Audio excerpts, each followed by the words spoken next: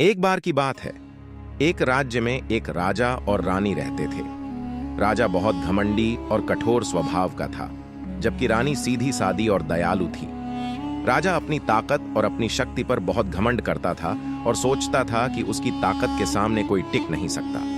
दूसरी ओर रानी हमेशा भय में रहती थी कि राजा के इस घमंड का अंत किसी बुरी घटना से होगा। राजा का घमंड दिन प्रतिदिन बढ़ता गया।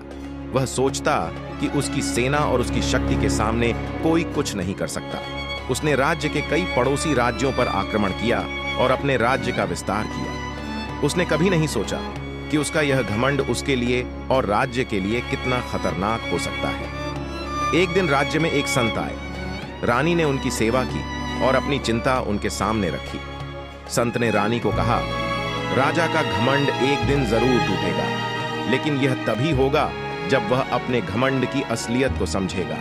रानी ने संत के चरणों में गिरकर उन्हें धन्यवाद दिया और उनसे राजा को सही राह दिखाने का अनुरोध किया।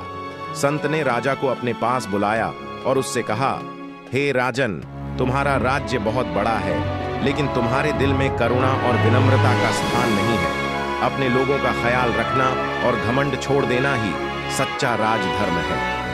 राजा ने संत की बातों को अनसुना कर दिया और उनके उपदेश को मजाक में उड़ा दिया। कुछ समय बाद राज्य पर एक अज्ञात बीमारी का प्रकोप हुआ। राजा के कई सैनिक और नागरिक इस बीमारी की चपेट में आ गए। राजा को एहसास हुआ कि उसकी ताकत, सेना और राज्य का बड़ा क्षेत्रफल इस बीमारी के सामने कुछ भी नहीं है। राजा ने महसूस किया कि उसने अपनी शक्ति पर घमंड किया, परंतु संकट के समय उसकी यह शक्ति किसी काम नहीं आई। इस घटना के बाद राजा का घमंड टूट गया।